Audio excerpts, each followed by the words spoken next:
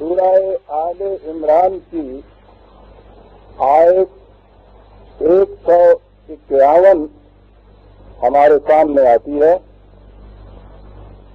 لیکن اس سلسلے میں ایک اہم سوال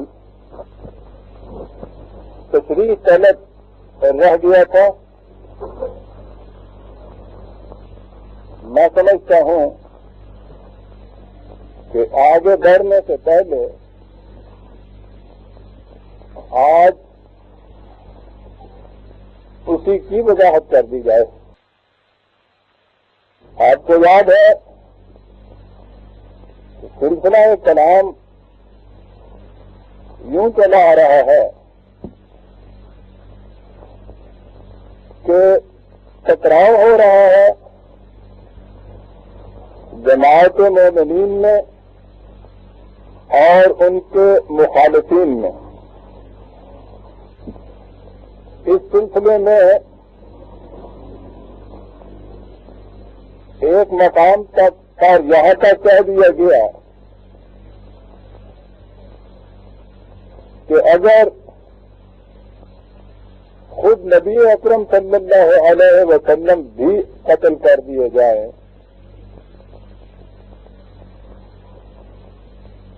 تو بھی اس نظام کا کچھ نہیں بگڑے گا۔ وہ اس ٹکراؤ کی شدت کی یہ کیفیت ہے کہ خود نبی بھی میدان کاروبار میں موجود ہے،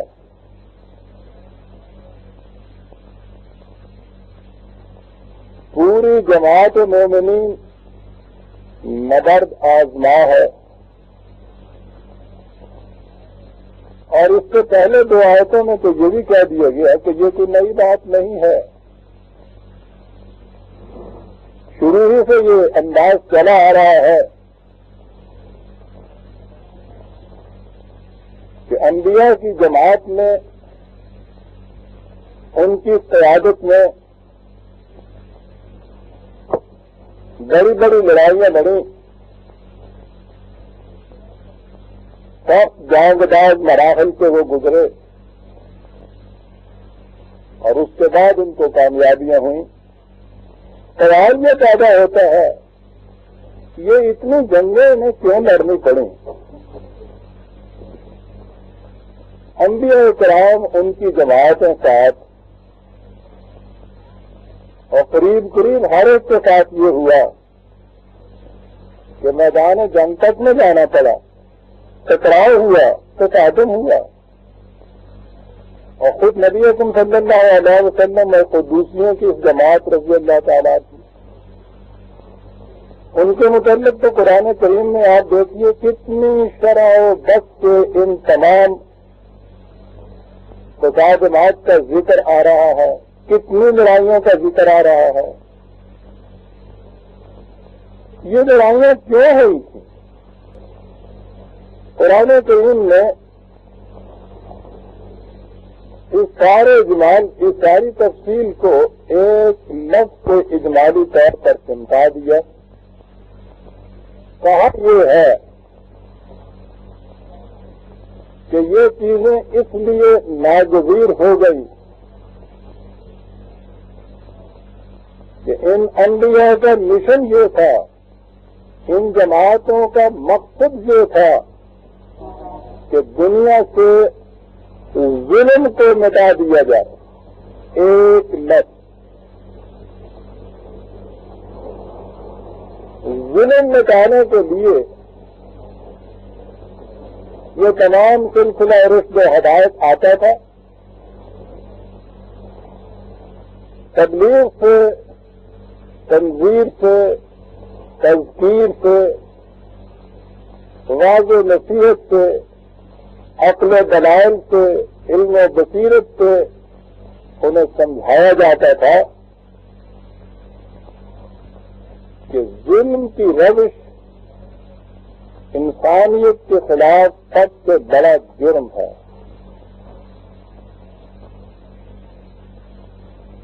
پھر انہیں یہ بھی بتایا جاتا تھا کہ بظاہر تو یہی نظر آتا ہے کہ ظلم کرنے میں مظلوم کا نقصان ہے، ظالم تو اس میں کچھ نہ کچھ حاصل کرتا ہے، لیکن ان سے کہا یہ گیا کہ یہ بات غلط ہے، جو ظلم کرتے ہیں وہ در حقیقت اپنے آپ پر ظلم کرتا ہے، اور اس کا نتیجہ آخر الامر تباہی اور بربادی کے سوا کچھ نہیں ہوتا۔ پورے قرآن کریم کی تعلیم کو دیکھ جائیے، یہ حقیقت ایک ایک جگہ نمایاں طور پر نظر آئے گی کہ ظلم کا انجام تباہی اور بربادی کے سوا کچھ نہیں ہوتا۔ مگر بظاہر تو یہی دکھائی دیتا ہے کہ ظالم صاحب قوت ہوتا ہے، مظلوم کمزور ہوتا ہے، ظالم تنپتا چلا جاتا ہے، مظلوم دن بدن کمزور ہوتا چلا جاتا ہے، بے بس بے کس بے چارہ لاچار۔ اس اعتبار سے تو نظر یہی آتا ہے کہ کامیاب ہوتا ہے تو ظالم، پنپتا ہے تو ظلم۔ لیکن قرآن کریم یہ بتاتا ہے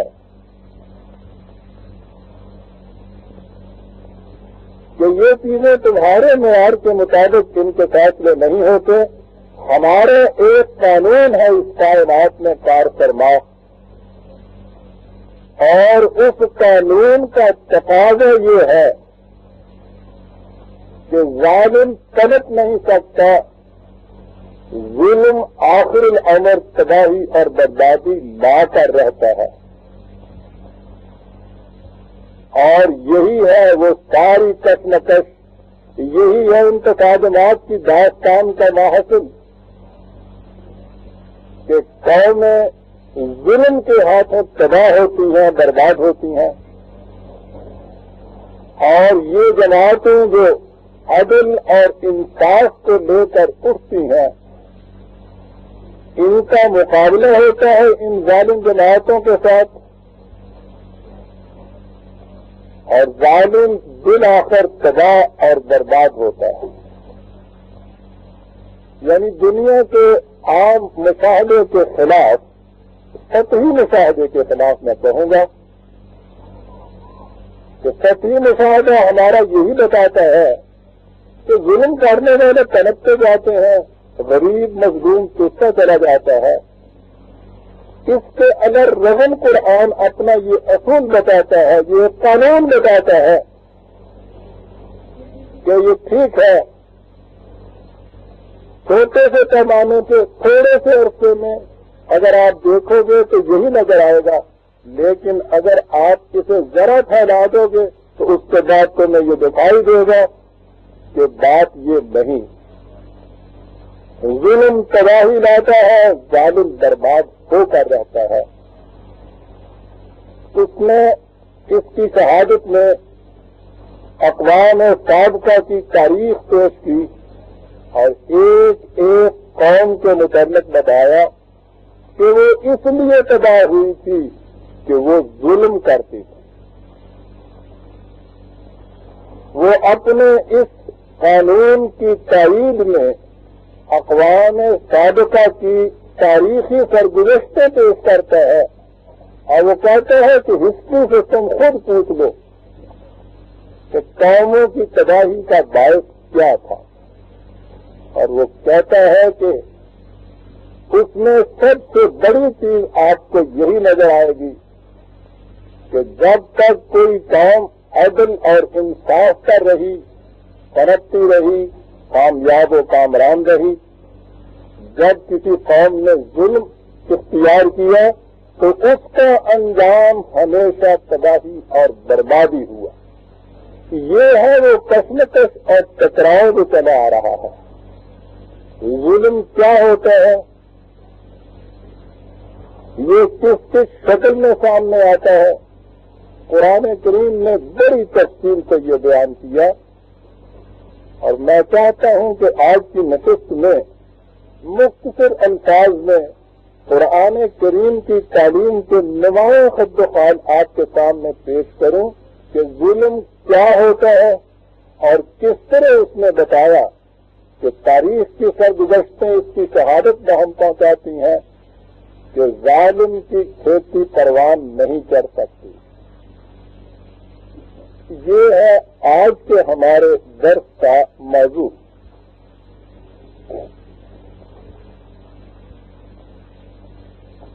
عربی زبان میں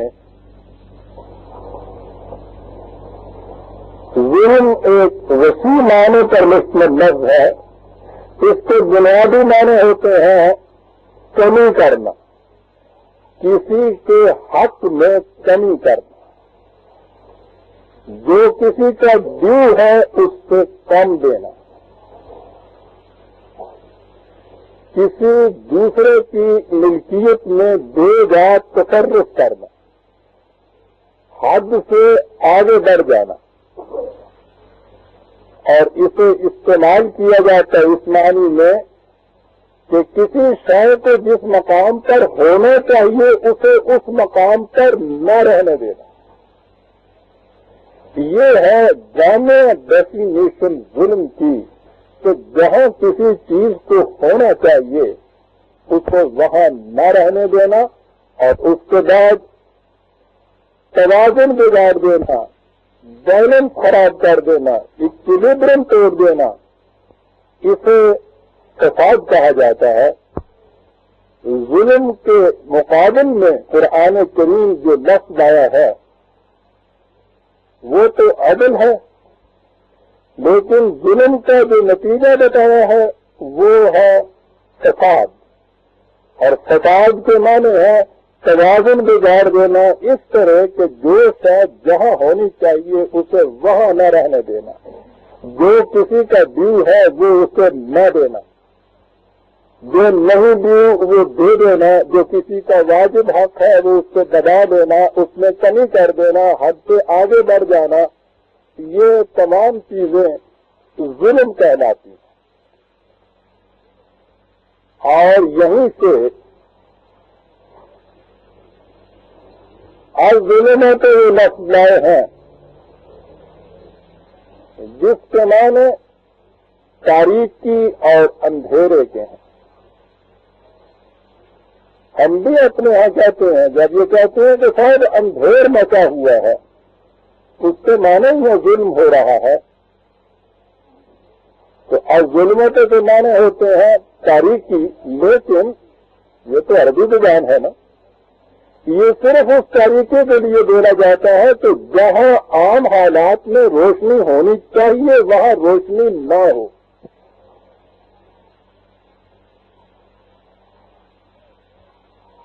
یعنی صحیح مقام روشنی کا تھا وہاں اس کی جگہ تاریکی اور اندھیرا.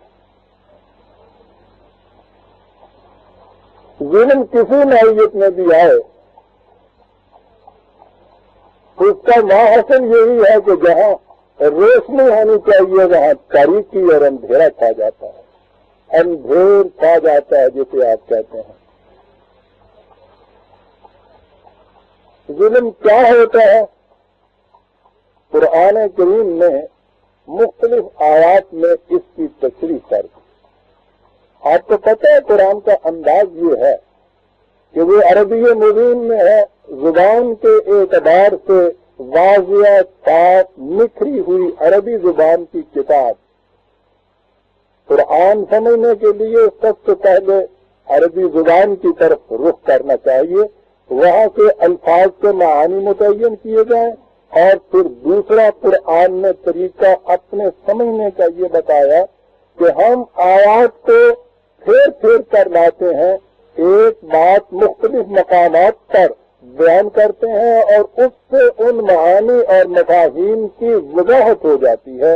اسے تصریح سے آیات کہتے ہیں، آیات کو پھیر پھیر کر لانا. تو قرآن سمجھنے کا طریقہ یہ ہے کہ زبان کے اعتبار سے الفاظ کے معانی متعین کیے جائیں اور پھر دیکھا جائے کہ قرآن نے مختلف آیات میں ان الفاظ کو کس طرح استعمال کیا. اس سے قرآن کا مفہوم نکھر کر سامنے آ جاتا ہے. لیجیے اس لفظ ظلم کو سورہ آل عمران میں بھی نہیں ہے 3/5 3/56 وَأَمَّا الَّذِينَ آمَنُوا وَعَمِلُوا الصَّالِحَاتِ لَا يُوَفِّيهِمْ أَجُورَهُمْ. ایمان اور اعمال صالح والے لوگ جو ہیں ان کے کاموں کا پورا بدلہ دے دیا جائے گا. یوفیہم اس سے معنی ہوتا ہے کہ پورا بدلہ دینا, کوئی کمی کسی قسم کی نہ کرنا. اور اس کے بعد ہے کہ واللہ لا یحب الظالمین, خدا ظالمین کو پسند نہیں کرتا. یعنی جو پورا بدلہ کسی کے کام کا نہیں دیتے وہ ظالم ہے. ظلم کے معنی ہوئے کہ کسی کے کام کا جو پورا معاوضہ ہے وہ اسے نہ دینا, اس میں سے کچھ بھی کم کر دیا جائے تو یہ ظلم ہو جائے گا. اور کہا یہ کہ ہمارا قانون اس چیز کو پسند نہیں کرتا. اور یاد رکھیے جس چیز کے متعلق قرآن کہے کہ خدا کہے کہ ہمارا قانون پسند نہیں کرتا, اس کے معنی یہ ہوتے ہیں کہ اس کا نتیجہ کبھی اچھا نہیں نکل سکتا. دوسری جگہ قرآن کریم نے انہی الفاظ کو, اسی مفہوم کو ان الفاظ میں بیان کیا کہ وَقُضِيَ بَيْنَهُمْ بِالْحَقِّ, ان کے درمیان حق کے ساتھ فیصلہ کر دیا جائے گا. وَهُمْ لَا يُظْلَمُونَ, ان پر ظلم نہیں کیا جائے گا. تو گویا حق کے ساتھ کسی چیز کا فیصلہ کر دینا یہ عدل ہے, اور حق کے خلاف فیصلہ کرنا یہ ظلم ہے. یہ حق جسے آپ کہتے ہیں, آپ دیکھیے ہمارے ہاں بھی یہ دونوں معنوں میں استعمال ہوتا ہے. حق بات تو یہ ہے, اس کے معنی ہوتا ہے رائٹ, ٹھیک, اور یہ اس کا حق ہے. عجیب بات ہے کہ انگریزی زبان میں بھی ان دونوں کے لیے لفظ رائٹ ہی آیا ہے. ٹھیک اس کے لیے بھی رائٹ, اور کسی کا حق جسے آپ کہتے ہیں ایز اف رائٹ, جسے بھی مان کرتا ہے کوئی, اسے بھی حق کہتے ہیں. تو حق کے مطابق فیصلہ کرنا, میں آگے چل کے بتاؤں گا کہ قرآن کریم کس چیز کو حق کہتا ہے, جس کے مطابق کہتا ہے فیصلہ کرنا عدل کہلاتا ہے, اور حق کے خلاف فیصلہ کرنا ظلم کہلاتا ہے. لیکن یہاں تو یہ دیکھیے کہ جو کسی کا حق ہے, جو دل ہے کسی کا, اس میں کمی کرنے کا نام ظلم ہے. اور اس کی تفصیل اگلے الفاظ میں خود کر دی, وَوُفِّيَتْ كُلُّ نَفْسٍ مَا عَمِلَتْ, ہر نفس کو, ہر شخص کو اس کے عمل کا پورا معاوضہ دے دیا جائے گا.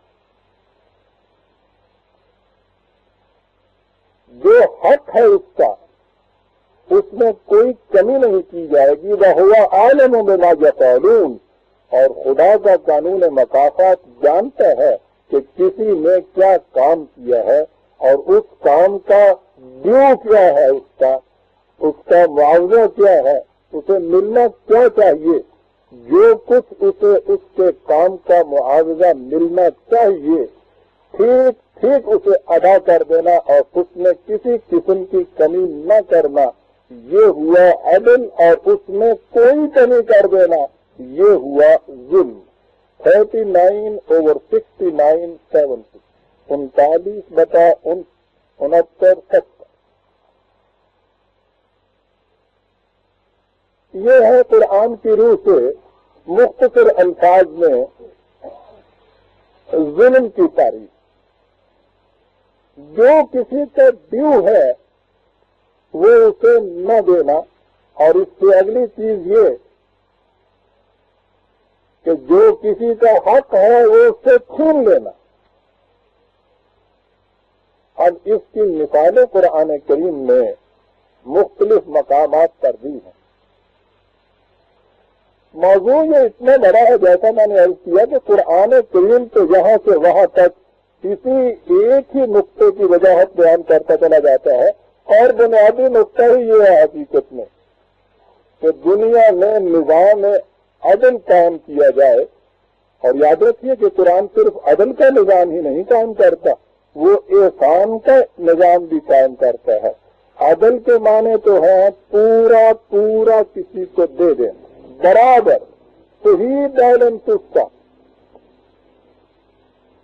یہ جو لادو گدے ہوتے ہیں ان کے اوپر وہ جو بوری لگی جاتی ہے، دونوں طرف جس سے وہ لگا جاتا ہے، ان میں سے دونوں حصے اگر ٹھیک ٹھیک وزن کے برابر ہوں تو پھر تو وہ چل سکتا ہے اور وہ بوجھ بھی اس کے اوپر کام رہتا ہے. اگر اس میں سے کوئی ایک سائڈ ذرا سی بھی بھاری ہو جائے یا دوسری سائڈ اس میں سے ہلکی ہو جائے تو وہ کبھی نہ جانور چل سکتا ہے نہ بوجھ اس کے اوپر لدا ہوا رہ سکتا ہے. یہ جو ان میں سے ہر سائڈ ہے، یہ جو اوپر لاد رکھا ہے، پنجابی میں اسے چھت کہتے ہیں. دونوں طرف جو لگی ہوئی چیز ہوتی ہے، ان میں سے ہر سائڈ کو عدل کہا جاتا ہے. تو عدل کے معنی اس قسم کا صحیح توازن ہے کہ دونوں سائڈ بالکل برابر رہیں. لیکن قرآن کریم اس سے آگے جاتا ہے. عدل تو یہ ہے کہ جو کچھ کسی کا حق ہے وہ دیا جائے، اس کے کام کا معاوضہ دیا جائے. لیکن وہ کہتا ہے کہ ایسی صورتیں بھی پیدا ہو سکتی ہیں. ایک شخص پوری محنت سے کچھ کرتا ہے، جو کچھ اس کا ڈیو بنتا ہے، حق بنتا ہے، اسے دے دیا جاتا ہے، لیکن اس سے اس کی ضروریات پوری نہیں ہوتی. یہ جو کمی رہ گئی ہے اس میں، اس کمی کا پورا کرنا بھی نظام عدل کا تقاضا ہے. اسے کہا جاتا ہے احسان. عدل ہے کسی کو پورا پورا دے دینا، احسان ہے کہ اس میں کمی اگر رہ گئی ہے تو کمی کا پورا کر دینا، اور ظلم یہ ہے کہ جو اس کا بنتا ہے اس میں کمی کر دینا. تو آپ دیکھیے کہ یہ چیز نظام عدل ہی کے خلاف نہیں، نظام احسان کے خلاف ہے. تو قرآن کا نظام عدل اور احسان کا ہے، اور اس کے خلاف دوسرا نظام ہے جسے ظلم کا نظام کہا جاتا ہے. اب دیکھیے قرآن کریم کن مثالوں سے بات واضح کرتا ہے کہ ظلم کسے کہتے ہیں. سورہ صاد میں 38ویں سورت ہے، وہ ایک بات قرآن نے مثال کے طور پہ سمجھائی. حضرت داؤد علیہ السلام کا قصہ ہے. ان کے پاس ایک مقدمہ پیش ہوتا ہے.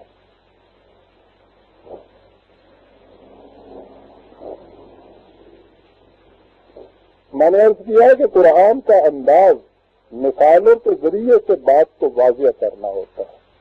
اب یہ دیکھیے کہ وہ کیا کس تمثیلی انداز میں بات سمجھاتا ہے. وہ کہتا ہے کہ وہاں مقدمے والے آئے اور ان میں سے ایک نے کہا کہ انا حاذا اخی، یہ میرا بھائی ہے. اندازہ لگائیے بات کہاں سے قرآن شروع کرتا ہے، بھائی ہے میرا. اب اس بھائی کا انداز دیکھیے بھائی کے ساتھ کیا ہے. لہو تسعون و تسعون نعجۃ ولیہ نعجۃ واحدۃ، اس کے پاس 99 دمبیاں ہیں، میرے پاس ایک ہی. برادران عزیز، انداز تمثیلی ہوتا ہے قرآن کا. اس تمثیل سے آپ دیکھیے کہ بات کہاں پہنچ رہی ہے. اس کے پاس 99 دمبیاں ہیں، میرے پاس ایک ہی ہے. فقال اکفلنیھا وعزنی فی الخطاب، یہ کہتا ہے کہ تو اپنی ایک ڈنڈی بھی مجھے دے دے۔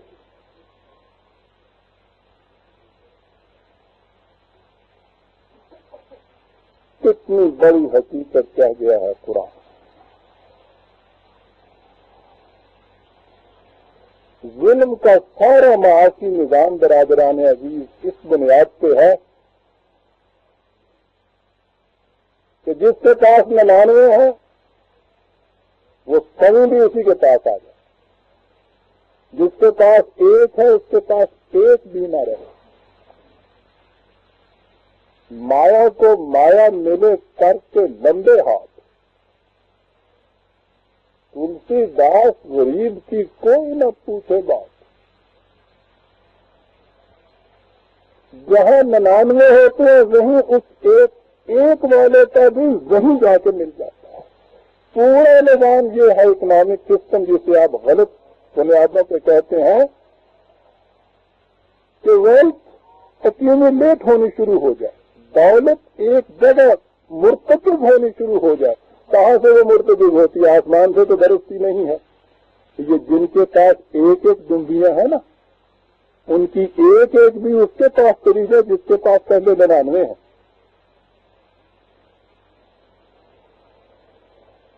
اور اگلی بات جو کہی وہ عزنی فی الخطاب، کہ جب میں اس سے بات کرتا ہوں اور دلیل سے کچھ بات کرنا چاہتا ہوں تو یہ اس معاملے کے اندر میرے اوپر غالب آ جاتا ہے۔ ٹھیک ہے، 99 ڈنڈیوں والے کے مقابلے میں 1 ڈنڈی والے کی بات سنے گا کون؟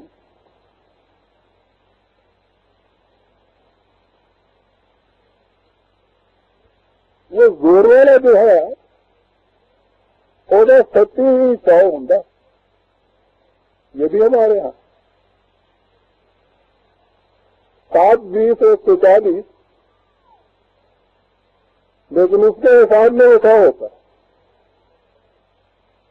وہ کہتے ہیں کہ بات بڑی صاف سی ہے لیکن کیفیت یہ ہے کہ جہاں کہیں بات ہوتی ہے یہ وہاں مجھے بتا دیتا ہے۔ اور وہاں آیا یہ لفظ قال لقد ظلمک بسؤال نعجتک الی معاده، اس نے کہا کہ یہ ظلم ہے کہ تو اس کی 1 ڈنڈی بھی اب اس کے پاس نہیں رہنے دینا چاہتا، اسے بھی اپنی 99 میں ملا لینا چاہتا ہے۔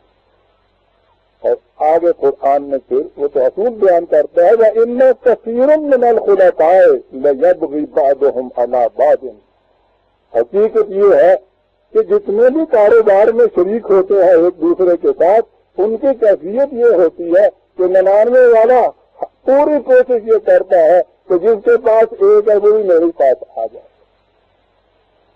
اور آگے کہا إِلَّا الَّذِينَ آمَنُوا وَعَمِلُوا الصَّالِحَاتِ، لیکن نہیں جو خدا کے قانون مکافات پر ایمان رکھتا ہے اور وہ کام کرتا ہے جس سے کہ معاشرے کے بگڑے ہوئے حالات سنورتے جائیں، وہ ایسا نہیں کریں گے۔ اور اس کے بعد ہے وَقَلِيلٌ مَّا هُمْ، لیکن مصیبت یہ ہے کہ ایسے بہت ہی کم ہوتے ہیں۔ یہ مقدمہ پیش ہو رہا ہے اور اس کے بعد کہا جا رہا ہے یا داؤد اِنَّا جَعَلْنَاكَ خَلِيفَةً فِي الْأَرْضِ فَاحْكُم بَيْنَ النَّاسِ بِالْحَقِّ، داؤد ہم نے تمہیں ملک میں اقتدار دیا ہے، اس لیے لوگوں میں فیصلہ حق کے ساتھ کرنا۔ اب ظلم بھی یہاں آ گیا اور نفس حق بھی یہاں آ گیا۔ حق کے ساتھ فیصلہ کیا ہوگا؟ وَلَا تَتَّبِعِ الْهَوَىٰ، کسی کی خواہشات کی پیروی نہ کرنا کہ یہ امیر ہے یہ 99 والا ہے، یہ چاہتا ہے اس واسطے اس کے مطابق فیصلہ کیا جائے۔ اب یہ دیکھیے حق اور عدل کے خلاف چیز کیا لے جاتی ہے؟ ہر شخص کی اپنی خواہش ہے، اور خواہش ہے تو یہ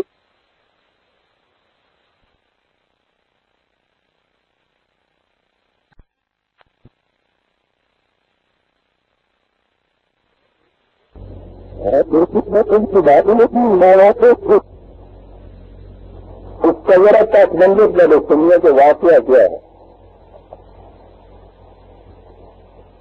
یہ ابتدائی دور کی بات ہے. آج سے کم از کم تو 5000 سال پہلے کی چاہیے. ابھی زمانہ تھا مواشی پالنے کا. یہی ان کا مال ہوتا تھا. مواشیوں کے لیے کسی کے پاس آ جائے اور سب سے زیادہ پانی کے چشموں کی ضرورت ہوتی ہے. ریور پالنے والے جانتے ہیں کہ انہیں ان چیزوں کی تلاش کہاں کہاں دیے پھرتی ہے. قرآن کہتا یہ ہے کہ قوم سمود کی حالت یہ تھی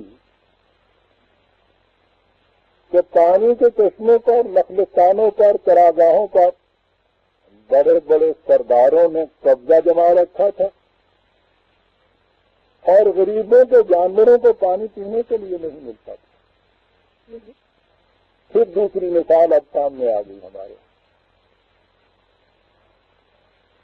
پہلی مثال میں وہ ایک دمبی اس کی ملکیت کی تھی.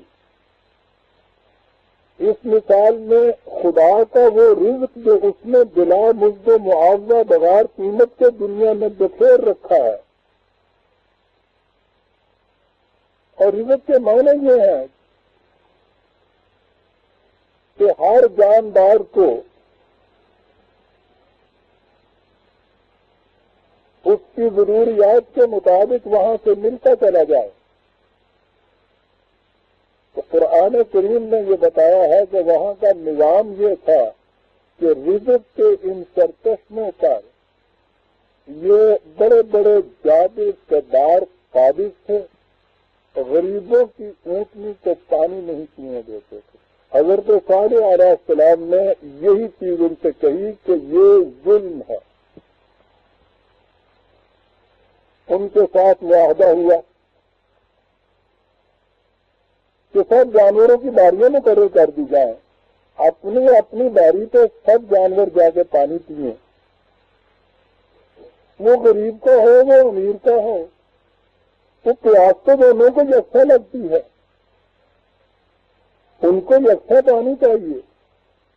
قرآن کہتا ہے کہ انہوں نے یہ بات مان لی، لیکن ماننے کے بعد اس کے لیے حضرت صالح علیہ السلام نے کہا یہ کہ اس بات کی نشانی کہ تم اپنے معاہدے پہ قائم رہو گے یا نہیں، وہ یہ ہے کہ یہ ایک غریب کی اونٹنی ہے، اس کی ایک باری مقرر کر لیتے ہیں. فلاں دن اس کے پانی پینے کی باری.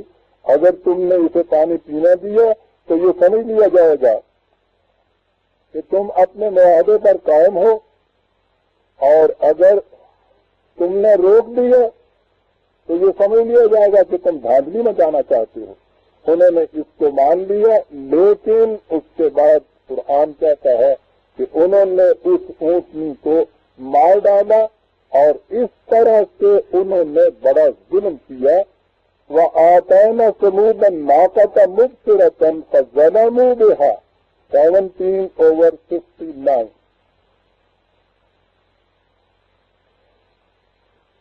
یعنی یہ خدا کا عام رزق جو دنیا میں بکھرا ہوا ہے اس کی تقسیم اس طرح سے کہ یہ غریبوں کی اونٹنیاں وہاں پانی نہ پینے پائیں اور بڑے بڑے جبار، بڑے بڑے بلند کردار وہ انہی کے قبضے اور اقتدار میں رہیں. قرآن کریم نے یہ کہا کہ یہ چیز ظلم ہے، اور اس کے بعد یہ بتایا کہ یہ قوم اس وجہ سے تباہ ہوئی تھی کہ انہوں نے اپنے ہاں یہ ظلم کی روش عام کر رکھی. اگلی مثال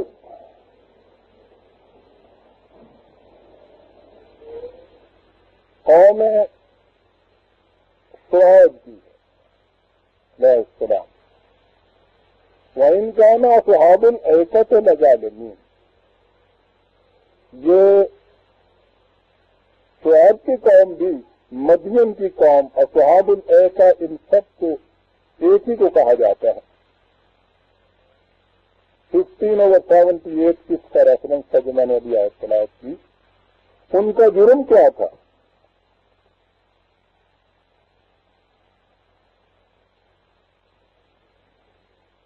مدین کی طرف قرآن کہتا ہے سورہ ہود میں کہ ان کے بھائی شعیب آئے. انہوں نے آ کے ان سے کہا کہ وَلَا تَنْقُصُوا الْمِكْيَالَ وَالْمِيزَانَ، ماپ اور تول کے اپنے پیمانے صحیح رکھو.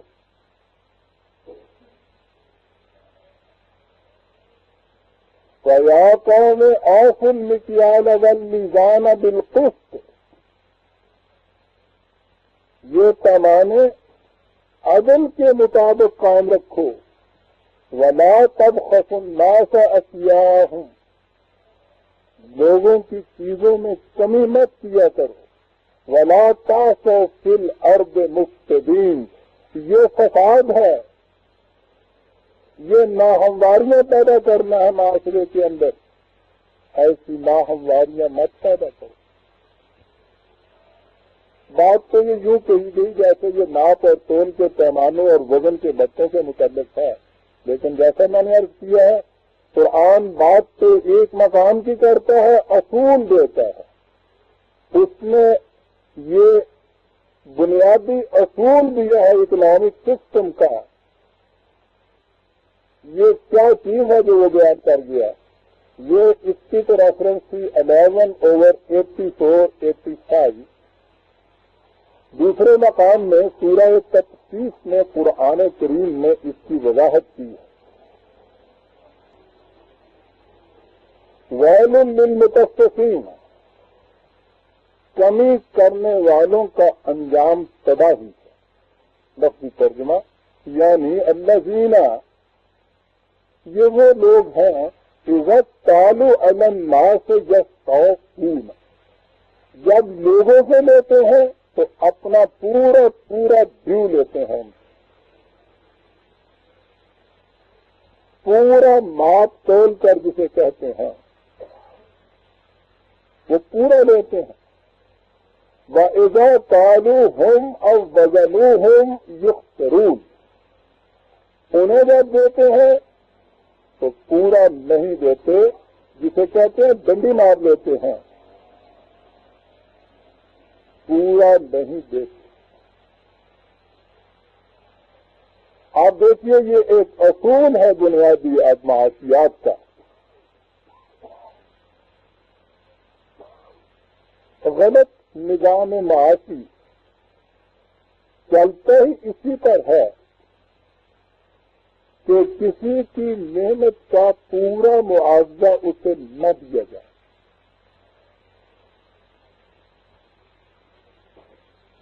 ایک اکنامکس والا وہ لکھتا ہے کہ انسانیت کی تاریخ میں بدترین دن وہ تھا جس دن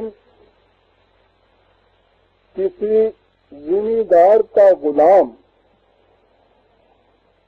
اتنی محنت کر کے کما کے لے آیا جو اس سے زیادہ تھا جتنا وہ کھاتا تھا. اگر وہ اتنا ہی کما کے لائے جتنا روز کھا لے تو اس کی مت ماری ہوئی ہے کہ اس کو اپنے یہاں ملازم رکھے. وہ اس کو اپنے اسی صورت میں رکھے گا کہ اگر وہ 8 آنے کھاتا ہے تو روپیہ کما کے لائے. کما کے وہ لائے 1 روپیہ دیا جائے اس کو، اس میں سے 8 آنے اس کے.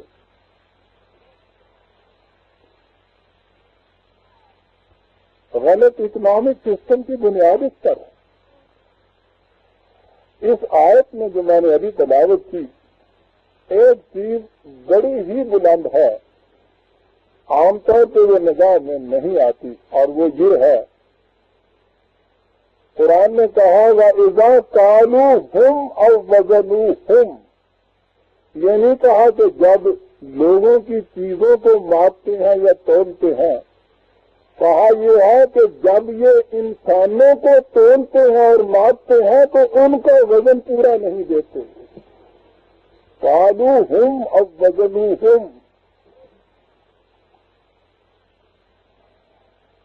عزیزان من، بڑی گہرائی کی بات کہتا ہے قرآن.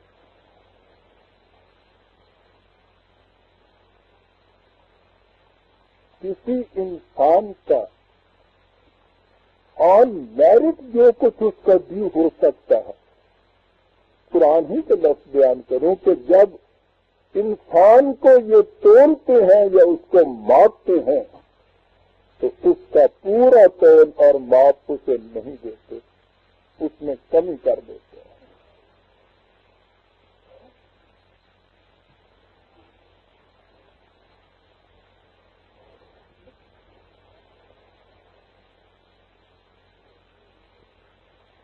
ظلم یہ ہوا قرآن کریم کی روح سے کہ انسانوں کو جب تولا اور ماپا جائے تو پورا پورا تول اور ماپ نہ دیا جائے. جو ان کی قیمت بنتی ہے آن میرٹ ان کی، وہ نہ دی جائے. یہ ہے 83/1/3، 83/1/3.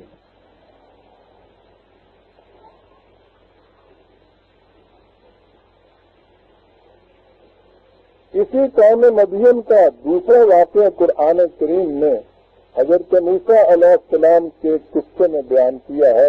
حضرت موسیٰ علیہ السلام مصر سے بھاگ کر گئے، مدین کی سرزمین میں پہنچے، تھکے ہوئے تھے. دیکھا چشمہ ہے پانی کا، پاس کوئی کھایا ہوا درخت ہوگا، وہاں اس سائے میں بیٹھ گئے. اس ملک سے بھاگے تھے کہ وہاں فرعونیت کا نظام تھا، ظلم کا نظام تھا. یہاں آئے کہ خدا کی سزا کھلی ہوئی ہے، یہاں عدل کا نظام ہوگا. دیکھا یہ کہ اچھے اچھے تنومان توانا چرواہے آ رہے ہیں، چشمے پہ اپنے جانوروں کو پانی پلا رہے ہیں. دو لڑکیاں، وہ قرآن کے الفاظ میں ان کی کیفیت یہ ہے کہ ان کی بھیڑیں پیاس کی وجہ سے بھاگی ہوئی پانی کی طرف جاتی ہیں اور وہ آگے بڑھ کے ان کو روک رہی ہیں، پانی کی طرف جانے نہیں دیتی. انہوں نے ان سے پوچھا کہ کیا بات ہے، انہیں پیاس تو اتنی سخت لگ رہی ہے، یہ بھاگ کے ادھر جا رہی ہیں، تم ان کو جانے نہیں دیتی. ان لڑکیوں نے کہا کہ یہ جب تک یہ بڑے بڑے چرواہے یہ اپنے جانوروں کو پانی نہیں پلا جائیں گے، ہم اپنے جانوروں کو وہاں تک نہیں پہنچنے دے سکتے. انہیں پیاس ہے لیکن انہیں نہیں اجازت دی جا سکتی. وہ پی جائیں گے تو اس کے بعد کچھ تلفت بچ جائے گی، ان کے حصے میں بھی آ جائے گی. تو یہ تو ہونے والے نبی تھے، سنا اور اٹھے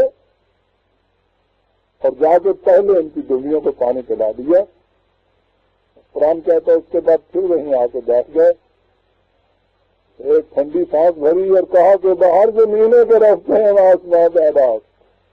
وہاں سے بھاگا تھا کہ وہاں تو نظام فرعونی ہے، اسی عدل کی سرزمین میں پہنچوں اور یہاں آ کے دیکھ رہا ہوں تو یہاں اس سے زیادہ فرعونیت ہے. میرے آقا اب تیری طرف سے جو اس فقیر کی جھولی میں پڑے وہی میں بہتر سمجھوں گا، نظام تو یہ دیکھ رہا ہوں میں دنیا میں. قرآن کریم اقوام سابقہ کے ان واقعات کو سامنے لا کے بتاتا ہے کہ یہ ہے جسے ظلم کا نظام کہا جاتا ہے. یہ واقعہ ہے 28:33 آیت سے مذکور مدین کی ان دو لڑکیاں، 28/33. اس سے پہلے قوم نوح علیہ السلام کا واقعہ قرآن نے بیان کیا. کہا کہ انہوں نے خدا کی طرف دعوت دی. قوم کا نیچے کا طبقہ جو تھا، لوور کلاس، ان لوگوں نے لداخ کہا وہ جماعت کے ساتھ آ کے مل گئے. انہوں نے اپنی اس دعوت کو جاری رکھا اور اکابرین قوم سے کہا کہ تم اس دعوت کو کیوں نہیں مانتے؟ انہوں نے یہ کہا کہ ہمارے ہاں کے جتنے رذیل اور کمینے درجے کے لوگ تھے، یہ غریب پیشے والے، یہ سارے تمہارے ساتھ شامل ہو گئے. ہم اگر تمہاری دعوت کو قبول کر لیں گے تو اسی جماعت میں ہم بھی شامل ہو جائیں گے. تو انہیں تم ہمارے برابر بڑھانا چاہتے ہو؟ یعنی دعوت تو ٹھیک ہے، حق و صداقت تو مبنی ہے، ہم قائل ہیں، لیکن ایک ایسا نظام، ایک ایسا انداز معاشرت جس میں یہ ادنی درجے کے ان کے الفاظ میں اراذل، یہ کمی لوگ، اور ہم ایک ہی جماعت کے اراکین بن جائیں، یہ نہیں ہو سکتا. انہیں نکال دیجیے. ان چھوٹے درجے کے لوگوں کو دھکا دیجیے اور پھر ہم آ جائیں. اور حضرت نوح علیہ السلام نے ان سے کہا کہ اگر میں تمہاری خاطر ان غریبوں کو دھکا دے کے نکال دوں تو انی اذن لمن الظالمین، میرا شمار بھی ظالمین میں سے ہونے لگ جائے گا. قرآن نے یہ بتا دیا کہ کسی بڑے آدمی کی کسی رعایت کی خاطر چھوٹے آدمی کو دھکا دے دینا یہ ظلم ہے. 11/31.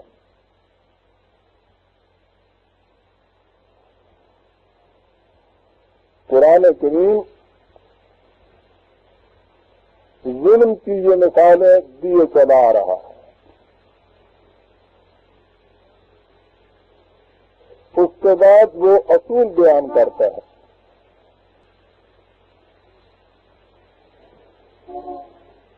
اس کے بعد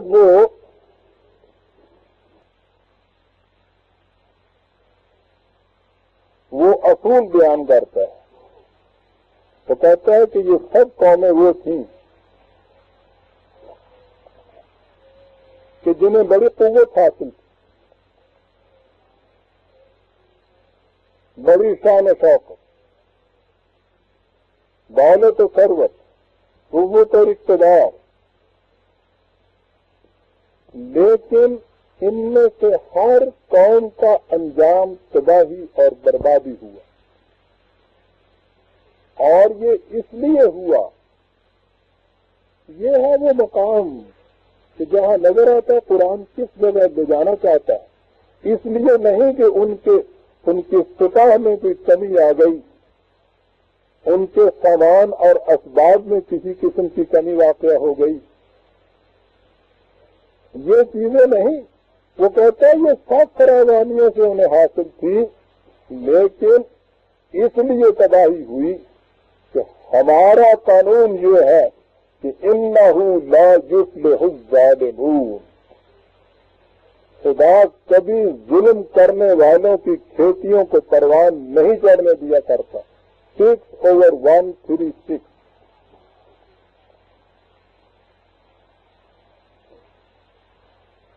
یہاں سے یہ بات سامنے آتی ہے کہ جسے ہم کہتے ہیں خدا پر ایمان لانا، اس کے قانون مقاصد کو تسلیم کرنا، تو یہ کیوں ضروری ہے؟ خدا پر ایمان نہ لانے والا کیا سمجھتا ہے؟ وہ سمجھتا یہ ہے کہ جس قسم کی تدابیر ہم اختیار کر لیں، جس قسم کا نظام ہم بنا لیں، اگر ہم بہت سی قوت حاصل کر لیں، بہت سی دولت اکٹھی کر لیں، سامان اکٹھا کر لیں، اسلحہ اکٹھا کر لیں، سپاہ اکٹھی کر لیں، اس قسم کی تدبیریں کر لیں کہ ان چیزوں میں کہیں سے کوئی کمی واقع نہ ہو، اس کے بعد جو بھی ہمارے کرتے چلے جائیں، کوئی پوچھنے والا نہیں. یہ ہے وہ تصور جسے قرآن کریم کفر کا تصور کہتا ہے کہ یہ سمجھنا کہ اس کے بعد کوئی اور قوت اب ہے نہیں ہمارے اوپر. انہیں اگر ڈر ہوتا ہے تو یہ کہ ہمسایہ اقوام میں سے یا ادھر ادھر کی بادشاہتوں میں سے یا اور جو بڑے لوگ ہیں ان میں سے کوئی ان سے زیادہ قوت حاصل کر کے ان کے اوپر چڑھ نہ دوڑے. اگر یہ انہوں نے انتظام کر لیا تو پھر انہیں کسی کا ڈر نہیں رہتا. اور ایمان کے معنی یہ ہے کہ اس کا یقین ہو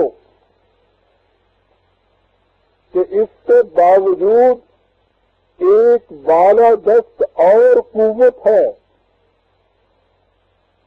اس کا ایک قانون ہے،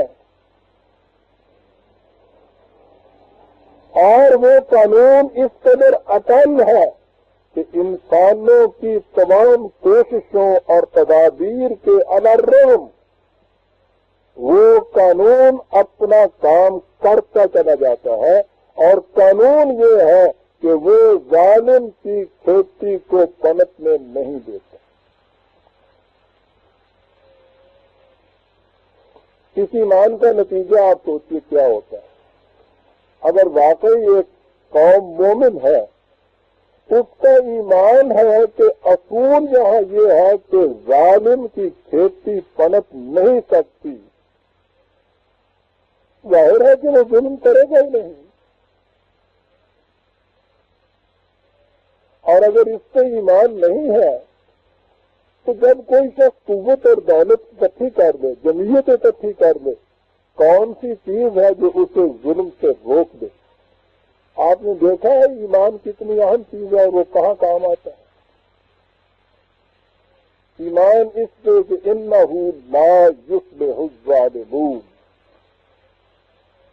خدا کا قانون مکافات ظالموں کی کھیتی کو پنپنے نہیں دیا کرتا. وہ پروان نہیں چڑھ سکتی، وہ کامیاب نہیں ہو سکتے.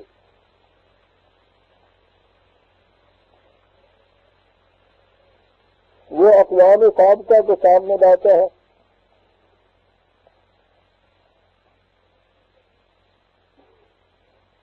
سورہ عنکبوت 29/36 سے یہ شروع کیجئے. 5-7 آیات آ رہی ہیں. تمام اقوام سابقہ کا ذکر آ رہا ہے. قوم نوح کا، قوم لوط کا، وَإِلَىٰ مَدْيَنَ أَخَاهُمْ شُعَيْبًا وَعَادًا وَثَمُودًا. دیکھتے جائیے آپ ان آیات میں. وَقَارُونَ وَفِرْعَوْنَ وَحَامَانَ. یہ تمام جتنے بھی مختلف اقوام سابقہ کے بڑے بڑے اکابر ظلم کرنے والے تھے، ان کے متعلق قرآن کریم ایک ایک کا ذکر کرتا ہے، ان کے ظلم کی داستانیں بیان کرتا ہے، اور اس کے بعد وہ کہتا ہے کہ ان داستانوں پہ نظر بڑھاؤ، فَكُلًّا ان میں سے ہر ایک کو اخذنا بذنبہ، ان کے ان جرائم کی بنا پر ہم نے پکڑا ان قوموں کو. یوں دیکھیے تو وہ قومیں اپنے اپنے وقت میں بڑی قوتوں کی مالک تھیں. نظر آتا تھا کہ کوئی دوسری قوم ان پہ غالب نہیں آ سکے گی. قرآن کہتا ہے، اللہ تعالیٰ کہتا ہے کہ ہم نے انہیں ان کے جرائم کی پاداش میں پکڑا. فَمِنْهُمْ مَنْ أَرْسَلْنَا عَلَيْهِ حَاصِبًا وَمِنْهُمْ مَنْ أَخَذَتْهُ الصَّاعِقَةُ وَمِنْهُمْ مَنْ خَسَفْنَا بِهِ الْأَرْضَ وَمِنْهُمْ مَنْ أَغْرَقْنَا. تم دیکھو کہ کس طرح تباہیاں اور بربادیاں ان کے پیچھے لگی. کوئی اس طرح تباہ ہوئے، کوئی اس طرح برباد ہوئے، کوئی غرق ہوئے، کسی کے اوپر پتھروں کی بارش ہوئی. یہ تمام مختلف طریقوں سے جو ان کی بربادیاں ہوئی، قرآن کہتا ہے دیکھ. اور اس کے بعد ہے کہ یہ جو کچھ ہوا، وَمَا كَانَ اللَّهُ لِيَظْلِمَهُمْ، خدا نے ان پر ظلم نہیں کیا.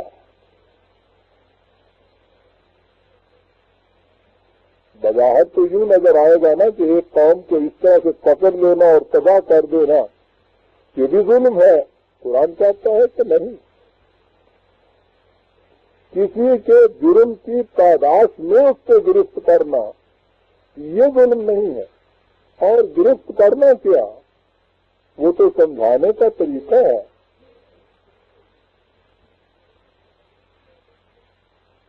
میری تعمیر میں مضمر تھی کہ صورت خرابی کی بڑی چیز ہے. قرآن کہتا ہے کہ ظلم کے نظام کی بنیاد کے اندر تباہی رکھی ہوتی ہے. وہ وہاں ایک ایکسپلوسو ہوتا ہے، باہر سے آگے کسی کے پکڑنے کی بات ہی اس میں نہیں ہوتی. وہ بنیادیں ریت سے ہوتی ہیں. اور دوسرے مقام پہ قرآن بتاتا ہے کہ یہ دیواریں چھت کے بوجھ سے نیچے آ جاتی ہیں. اس لیے وہ کہتے ہیں کہ وَمَا كَانَ اللَّهُ لِيَظْلِمَهُمْ، خدا ان کے اوپر کسی قسم کا ظلم نہیں کرتا. اور اگلا ٹکڑا ہے وَلَٰكِن كَانُوا أَنفُسَهُمْ يَظْلِمُونَ، یہ ظلم تو کرتے تھے بظاہر دوسروں پر، لیکن حقیقت یہ ہے کہ خود اپنے خلاف ظلم کرتے ہوئے چلے جاتے تھے. یہ ہے وہ ایمان جس کو قرآن کریم راسخ کرنا چاہتا ہے کہ ظالم جس چیز کے متعلق سمجھتا ہے کہ وہ دوسرے پہ زیادتی ہو رہی ہے، وہ کہتا ہے کہ وہ خود اپنے خلاف ظلم کر رہا ہے.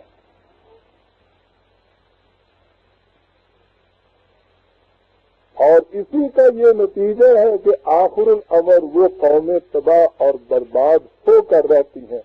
29/36 40 میں نے جیسا پہلے عرض کیا ہے وَلَٰكِن كَانُوا أَنفُسَهُمْ يَظْلِمُونَ، وہ خود اپنے آپ پر ظلم کرتے ہیں اور اس کا یہ نتیجہ ہوتا ہے.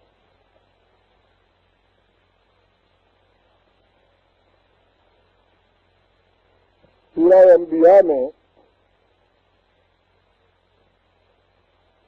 اس حقیقت کو ایک بڑے گرافک انداز میں بیان کیا ہے، محاکات کے انداز میں، جیسے ایک نقشہ سامنے کھینچ لیا جائے. کہتا ہے کہ وَكَمْ قَصَمْنَا مِنْ قَرْيَةٍ كَانَتْ ظَالِمَةً، کتنی ہی بستیاں اور قومیں ایسی تھیں کہ جنہوں نے ظلم کیا تو ہم نے ان کو تباہ کر دیا. وَأَنشَأْنَا بَعْدَهَا قَوْمًا آخَرِينَ، اور ان کے بعد دوسری قومیں آ گئیں، انہوں نے ان کی جگہ لے لی. اب آگے وہ نقشہ بیان کرتا ہے ان کی تباہی. یہ سوال عام طور پر دلوں میں پیدا ہوتا ہے، اور میں سمجھتا ہوں اس وقت بھی آپ کے دلوں میں پیدا ہو رہا ہوگا کہ ظلم کرنے والا تو ظلم کیے چلا جاتا ہے. ظالم قوموں کو بھی ہم دیکھتے ہیں کہ وہ تو اسی طرح سے ظلم کیے چلی جاتی ہیں، بلکہ بظاہر پنپتی چلی جاتی ہیں. کوئی بھی گرفت کرنے والا ان کے اوپر نہیں ہوتا. یہ چیز ہے جو انسان کو دھوکہ دے جاتی ہے. انسان ان چیزوں کو اپنے پیمانوں سے ناپتا ہے اور چاہتا یہ ہے کہ دنوں کے اندر یہ بات سامنے آ جائے. ہے بھی ٹھیک، جس مظلوم پہ ظلم ہو رہا ہے وہ چاہتا یہ ہے کہ میرے سامنے اس ظالم کی کلائی مروڑنے والا کوئی ہو، میں اپنی آنکھوں کے سامنے دیکھوں کہ یہ جس طرح مجھے اس نے تباہ کیا ہے یہ بھی تباہ ہو. ٹھیک ہے جی، یہی چاہتا ہے. لیکن جو بات قانون کے مطابق پیدا ہونی ہو اس قانون کے اندر جلدی نہیں کی جا سکتی.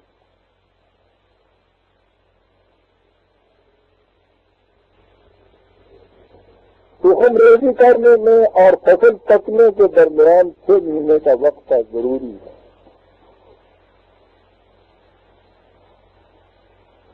ہر عمل اپنا نتیجہ پیدا کر کے رہتا ہے، لیکن عمل اور اس کے نتیجے کے سامنے آنے میں ایک وقفہ ہوتا ہے. یہ جو میں نے کہا ہے سامنے آنے میں قرآن اسی کی وضاحت کرتا ہے. تو کہتا ہے جس دن تم بیج ڈال کے زمین میں،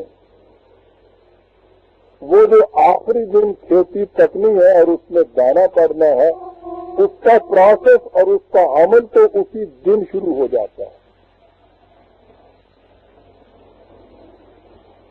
اللہ کریم حساب، ہم تو بڑی جلدی حساب کرتے ہیں،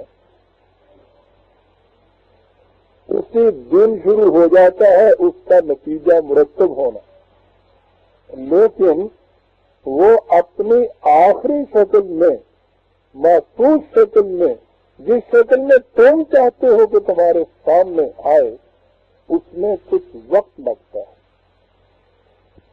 یہ قرآن کا اطالب قانون مکافات عمل ہے کہ عمل اور اس کے نتیجے میں ایک وقفہ ہوتا ہے. اسی سے وہ لوگ تو جو غلط اعمال کرتے ہیں، جو ظلم کرتے ہیں، وہ اس فریب میں رہتے ہیں کہ کوئی پوچھنے والا بھی نہیں، اور مظلوم بھی بعض اوقات مایوس ہو جاتا ہے کہ نہیں صاحب، یہاں تو جس کی لاٹھی اس کی بھینس، غریب کو کون پوچھتا ہے. ہم نے تو خدا کے حضور کی دعائیں کر کر کے دیکھ لی صاحب، کوئی کسی کی مدد کو نہ پہنچا. یہ کہنے والے بھی آ جاتے ہیں. ٹھیک ہے، وہ جلدی چاہتا ہے، اس کا یہی تقاضا ہے.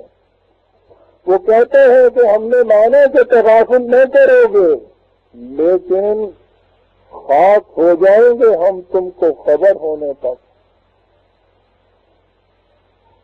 بلکہ اس سے بھی پہلے وہ جو شعر میں کہا کرتا ہوں کہ آپ کو چاہیے ایک عمر اثر ہونے تک. غالب کو ٹھیک ہے، اصول یہی ہے کہ آپ کو چاہیے ایک عمر اثر ہونے تک، لیکن اپنی بے بسی یہ ہے کہ کون جیتا ہے تیری ظلم کے سر ہونے تک.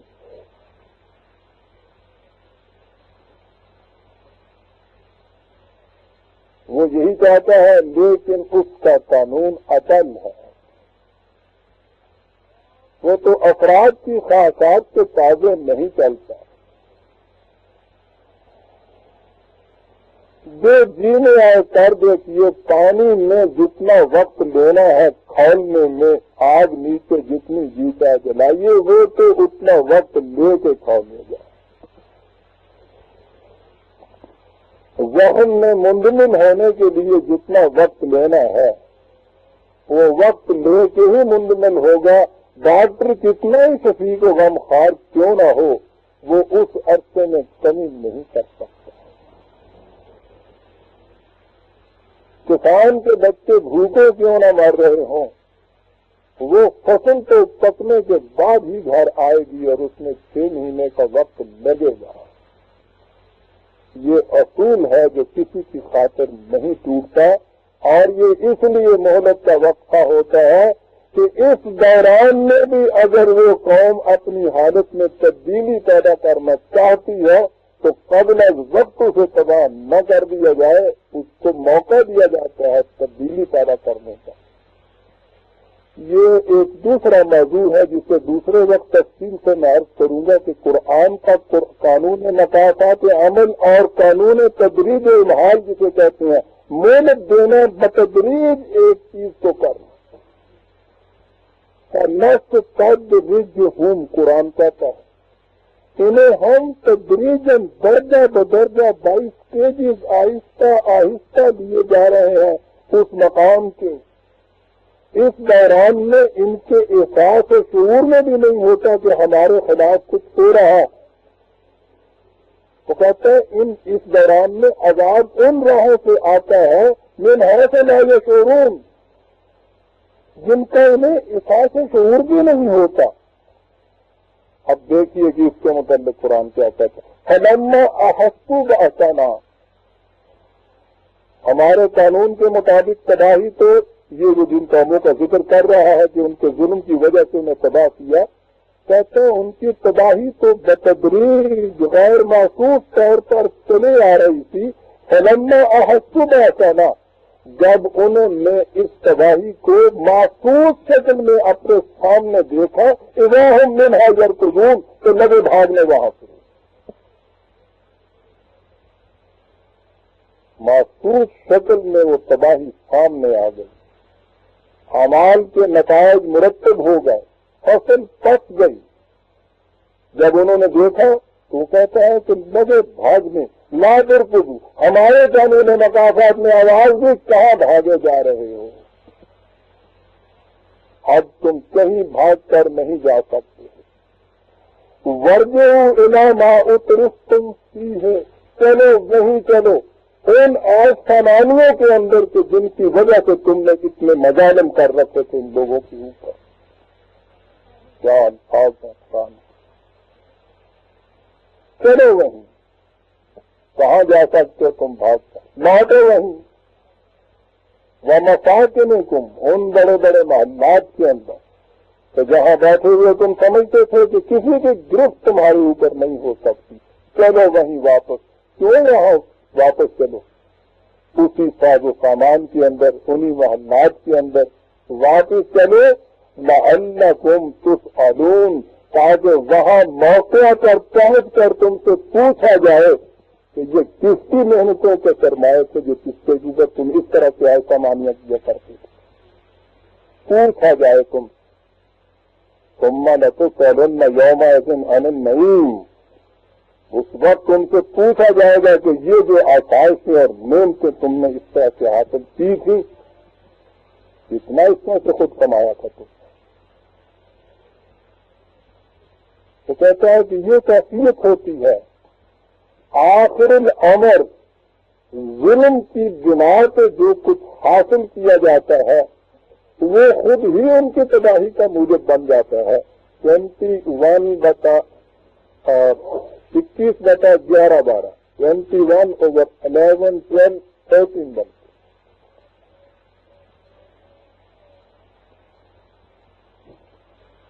اسی طرح وہ مختلف اقوام سابقہ کی داستانیں بیان کر کے کہتا ہے فَكَأَيٍّ مِّن قَرْيَةٍ أَهْلَكْنَاهَا وَهِيَ ظَالِمَةٌ، کتنی ہی بستیاں تھیں، اقوام تھیں جن کو ہم نے ہلاک کر دیا بری حالت کے وہ ظلم کرتی تھی۔ اور اس کے بعد انداز ہے فَهِيَ خَاوِيَةٌ عَلَىٰ عَرُوشِهَا، اگر دیکھے تو صحیح کس طرح سے وہ اپنی چھتوں کے اوپر اونڈے ڈال گری ہوئی تمہارے سامنے پڑی ہوئی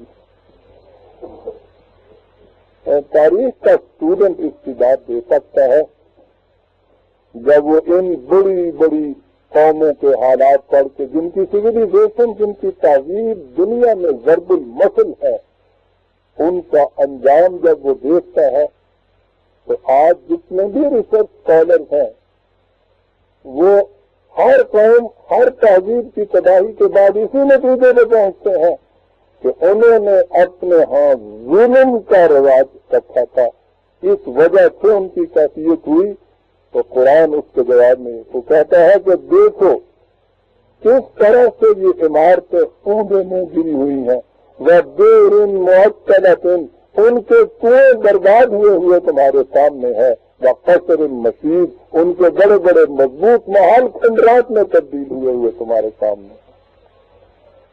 یعنی وہ ساز و جرات جو بظاہر اتنا مضبوط نظر آتا تھا کہ کسی کی اس سے گرفت نہیں ہو سکتی، تو کہتا ہے کہ ہمارا ایک قانون مقاصد عمل بھی ہے، اسے لوگ بھول جاتے ہیں۔ یہ اس قانون کی گرفت ہے کہ وہ ان چیزوں کو قائم نہیں رہنے دے سکتے۔ مرد موجن فننا، یاد رکھو باقی وہی تہذیب، وہی نظریہ، وہی نظام، وہی قوم، وہی دنیا میں باقی رہ سکتی ہے ما ينفع الناس، جو پوری انسانیت کی نفع بخشیوں کے کام کرتی ہے۔ 13/17، یہ جو میں نے ابھی آج تلاوت کی، یہ جو پہلی ہے کہ ان کی یہ عمارتیں گری ہوئی ہیں اور ان کے کنویں برباد ہیں، 22/45، 22/45۔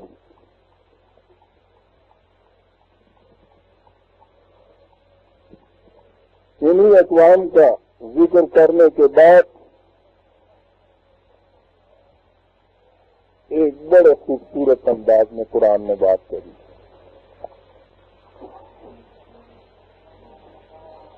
اقوام کا ذکر کرتے ہوئے وہ کہتا ہے فلما نسوا ما ذکروا بہ، پتہ ہوتا کیا ہے، جو قوانین ان کو دیے گئے تھے کہ انصاف کے جب انہوں نے بھلا دیا انہیں پسے کچھ ڈال دیا، نظر انداز کر دیا، بھلا ہی دیا ان کو، چھوڑ دیا ان کو، تو اس کے بعد وہ کہتا ہے اس کے بعد یہ نہیں کہ فوری ان کے اوپر گرفت ہو گئی۔ غور کیجیے برادران عزیز کیا پروسیس ہے اس کا، کہتا ہے انہوں نے ان قوانین کو بھلا دیا، فتحنا علیہم ابواب کل شیء، تو تمام چیزوں کے فراوانی سے دروازے کھل گئے ان کے اوپر، بڑی فراوانی سے دولتوں کے انبار تالاب آنے شروع ہو گئے، ادھر ادھر دیکھ رہے ہیں کہ شاید بڑی بہت ہو رہی ہے، ہر چیز کی فراوانیاں ہی فراوانیاں آ رہی ہیں، حتی اذا فرحوا بما اوتوا، کہا کہ وہ اپنی اس دولت کے نشے میں جب مگن ہو گئے، کوئی قاعدہ قانون ان کو یاد نہ رہا، انہوں نے سمجھ لیا کہ کوئی بھی اس کے اوپر گرفت کرنے والا نہیں، پکڑنے والا نہیں، اخذناہم بغتۃ، یک لفظ ہمارے قانون میں آ کے دبوچا ان کو اور گلے سے پکڑ لیا، اور اس طرح سے پکڑ لیا کہ فَإِذَا هُمْ مُبْلِسُونَ، مایوس ہو گئے وہ اپنی مستقبل اور اپنی زندگی کی طرف سے، اتنی بڑی گرفت۔ کیا ہوا ان قوموں کا؟ فَقُطِعَ دَابِرُ الْقَوْمِ الَّذِينَ ظَلَمُوا، یہ قوم کہ جو اس طرح سے ظلم کرتی تھی اس کی جڑ کاٹ کر ہم نے رکھ دی۔ اور بات اگلی ہے برادران عزیز، قرآن کا جو میں نے کہا تھا بڑے خوبصورت انداز میں، پھر سنیے کہ انہوں نے ہمارے قوانین کو نظر انداز کیا تو فراوانیاں رزقی ان کے اوپر آ گئی، دولت کے نشے میں بدمست ہوئے، وہ وقت آ گیا جو مہلت کا عرصہ تھا ختم ہوا، جب لفظ گرفت ان کے اوپر ہوئی اور اتنی سخت گرفت ہوئی کہ وہ مایوس ہو گئے اپنی زندگی اور مستقبل کی طرف سے۔ ہم نے اس ظلم کرنے والی قوم کی جڑ کاٹ کر رکھ دی، اور آگے ہے والحمدللہ رب العالمین۔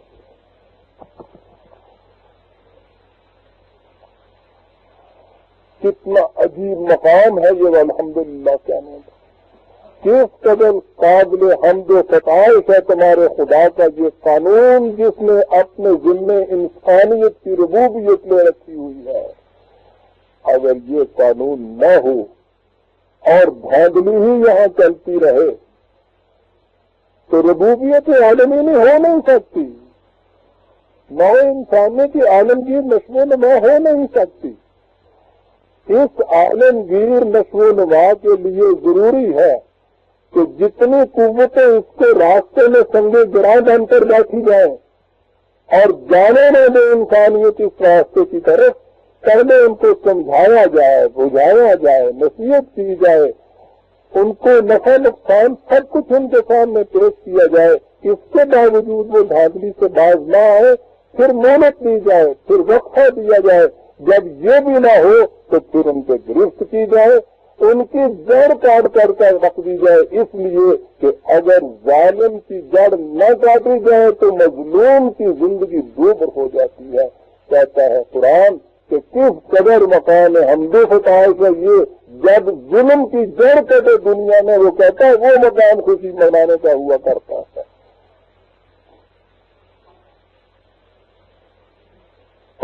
والحمدللہ رب العالمین، دو حصوں میں بات واضح کر دی کہ ربوبیت عالمینی جو ہے کہ پوری نو انسانی کی نشو و نما یہاں ہونی چاہیے۔ اب اس کے راستے میں اگر یہ اس طرح سے رکاوٹیں بن کے بیٹھتے ہیں یہ لوگ اور کوئی ان کو وہاں سے ہٹانے والا نہ ہو تو انسانیت تباہ برباد ہو کر رہ گیا۔ انسانیت کے راستے سے ان رکاوٹوں کو الگ کر دینا، ان کا الگ ہو جانا، یہ بڑا مقام تفکر امتنان ہے۔ اس لیے جیسا میں نے عرض کیا ہے تو ظالم کی تو کیفیت یہ ہے جو اقبال نے کہا کہ مرد تو اہل جہاں را زندگی، تیرے مرنے میں دنیا والوں کے لیے زندگی ہے، تیری موت ان کے لیے حیات ہے، باش تا دینی کے انجام تو چیز، ٹھہر ذرا انتظار کر تاکہ تجھے نظر آ جائے کہ تیرا انجام کیا ہے۔ 6/44-45 ہے یہ جو میں نے ابھی آپ کے سامنے تلاوت کی ہے۔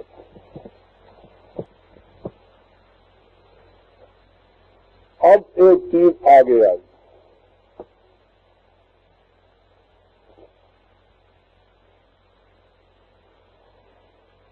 ظلم کا انجام تباہی اور بربادی، عدل کا مال خوشحالی اور خوشگواری، انصاف جسے کہتے ہیں اس کے متعلق ذہنوں میں تصور یہی ہے کہ کسی مروجہ قانون کے مطابق اگر کوئی فیصلہ ہو تو اسے کہتے ہیں کہ وہ حق اور انصاف کے مطابق فیصلہ ہے، قانون کے خلاف فیصلہ کہیں ہو اسے عام طور پر ظلم بے انصافی کہتے ہیں۔ یہ ٹھیک ہے، ایسا ہی ہونا چاہیے، لیکن قرآن کریم ایک قدم آگے جاتا ہے، وہ کہتا ہے کہ اگر قانون ہی تم نے ایسا بنایا ہے جو ظلم پر مبنی ہے تو اس کے مطابق جو فیصلے کرتے چلے جاؤ گے وہ کہاں عدل پر مبنی ہوں گے۔ آپ غور کیجئے، قرآن چور کو نہیں چور کی ماں کو مارتا ہے، وہ کہتا ہے کہ یہ قانون کس قسم کا تم بناؤ گے یہ تو معلوم ہونا چاہیے، اور اس کے لیے اس کا جو بین اصول ہے وہ یہ کہ انسان اگر انسانوں کے لیے قانون بناتے ہیں تو اس میں تو فائدہ ہے ظلم اور بے انصاف کا۔ ذرا اگلی آیت میں وہ بات یہ بھی واضح کرتا ہے، وہ کہتا ہے کہ قانون بنانے کا حق اسی کو ہونا چاہیے جو پوری انسانیت کی نشو و نما کا ذمہ دار ہے، یعنی خود خدا کو۔ قانون کی اصل بنیاد اور اس کے اصول یہ انسانوں کے تجویز کردہ نہ ہو، بڑی دکھتی ہوئی رات پکڑتا ہے۔ وہ کہتا ہے کہ کتنی ہی احتیاط کیوں نہ برت لی جائے، باہر سے جو بھی قوت جن کے ہاتھوں میں ہے اگر قانون بھی ان کے ہاتھوں میں ہو تو ہو سکتا ہے کہ اس کے اندر کسی کی رعایت، کسی کے خلاف کچھ جذبات مناصرت، کچھ نہ کچھ ناہمواریوں کی بات ہو سکتی ہے۔ اس لیے اس نے کہا یہ کہ یہ قانون کی اصل اور بنیاد اور اصول اور حدود یہ خود خدا نے مقرر کر دیے ہیں اور یہ وحی کے ذریعے سے دے دیے، اور اسی لیے اس نے یہ کہا کہ وَمَن لَّمْ يَحْكُم بِمَا أَنزَلَ اللَّهُ فَأُولَٰئِكَ هُمُ الظَّالِمُونَ۔ جو اللہ تعالیٰ کے نازل کردہ قوانین کے مطابق فیصلے نہیں کرتے وہ ظالم ہیں، یعنی بنیاد اس نے اس سے رکھ دی کہ فیصلہ جس چیز کے مطابق کیا جائے وہ خدا کی طرف سے دیا ہوا اصول ہونا چاہیے۔ یہاں اسے ظالمون کہا ہے اور یہی ہے جو پہلی آیت میں وَمَن لَّمْ يَحْكُم بِمَا أَنزَلَ اللَّهُ فَأُولَٰئِكَ هُمُ الْكَافِرُونَ کہا، جو ما انزل اللہ کے مطابق فیصلے نہیں کرتے وہ کافر ہیں، اور یہاں کہا کہ جو اس کے مطابق فیصلے نہیں کرتے وہ ظالم ہیں، تو کفر اور ظلم ایک ہی بات ہوگی۔ اور کفر اور ظلم ہو ما انزل اللہ کے مطابق فیصلے نہ کرنا. ٹھیک ہے، قوانین کی تفاصیل، ان کی جزیات، ان کی ڈیٹیل وہ خود باہمی مشاورت سے بنائی جائیں گی، لیکن ان کی حدود، ان کے اصول، ان کی بنیادیں، ان کی اساس یہ اللہ تعالیٰ نے انسانوں کی رہنمائی کے لیے اپنی آخری وحی قرآن کے اندر دے دی اور اسے محفوظ کر دیا. لہذا نظام عدل احسان اسے کہیں گے جو اللہ تعالیٰ کے نازل کردہ ان اصولی احکام کے مطابق قانون بنانے سے.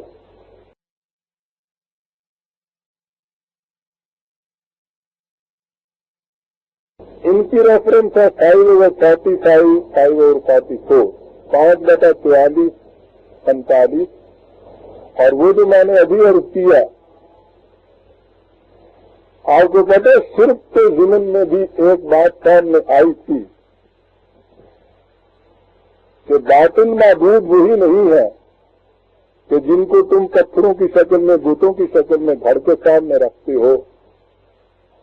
تو کہتا تھا کہ سب سے بڑا مشرک تو وہ ہے جو خود اپنی خواہشات اور اپنے جذبات کو ہی اپنا الہ بنا لیتا ہے، اپنا معبود بنا لیتا ہے. اور یہاں دیکھیے اس میں یہ کیا ہے، ظلم کی بنیاد کیا ہے کہ آپ وہ کچھ کریں جو کچھ آپ کرنا چاہتے ہیں.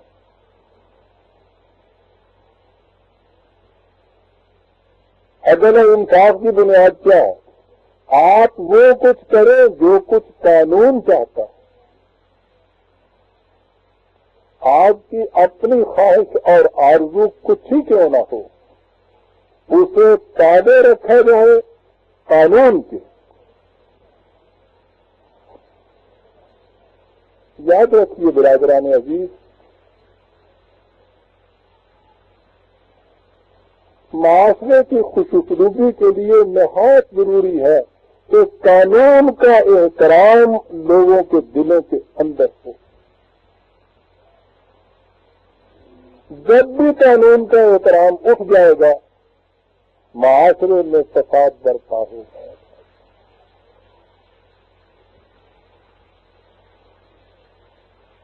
قانون کے احترام اٹھنے کے معنی یہ ہے کہ ہر شخص جو کچھ وہ چاہتا ہے وہ کرنے لگ جائے.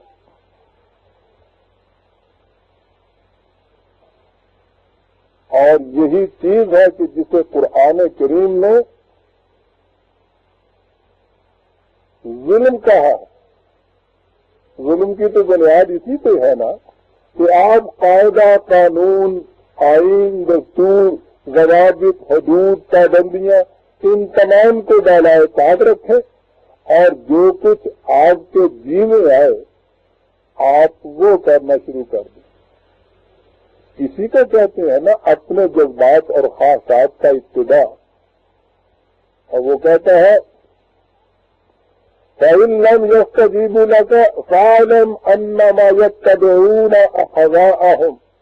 اگر یہ تمہاری یہ دعوت جو تم انہیں قانون کے احترام کی طرف بلاتے ہو، کہتے ہو کہ اس نظام کا اتباع کرو کہ جو قانون عدل و احسان پر مبنی ہے، اگر یہ اس کو نہیں مانتے تو اس کے معنی یہ ہے کہ یہ اپنے ہی جذبات اور خواہشات کا اتباع کرنا چاہتے ہیں، یہ اسی کے پیچھے چلنا چاہتے ہیں. قانون کا احترام ان کے دلوں میں نہیں ہے. وَمَنْ أَضَلُّ مِمَّنِ اتَّبَعَ هَوَاهُ بِغَيْرِ هُدًى مِّنَ اللَّهِ. یہ ہے قرآن کا اعجاز. یہاں سے بات ذہن میں آ سکتی تھی کہ کیا انسانی جذبات، اس کی خواہشات یہ ایسی بری چیزیں ہیں کہ جو ان کا اتباع کرے، جو ان کی پیروی کرے، جو ان کے پیچھے چلے وہ قرآن کریم اس کے پیچھے ڈنڈا لے کے ہو جاتا ہے؟ تو یہ تو بڑی بری چیز ہوئی. تو اس کے یہ معنی ہوئے کہ جذبات، خواہشات ان تمام کو فنا کر دینا چاہیے، ان کو تباہ کر دینا چاہیے، ان کو ختم کر دینا چاہیے. تو یہ تو وہی چیز ہوگی کہ جو آپ کے یہاں وہ رہبانیت ہے. تو ترک دنیا، ترک لذات، ترک نفس، ترک ترک.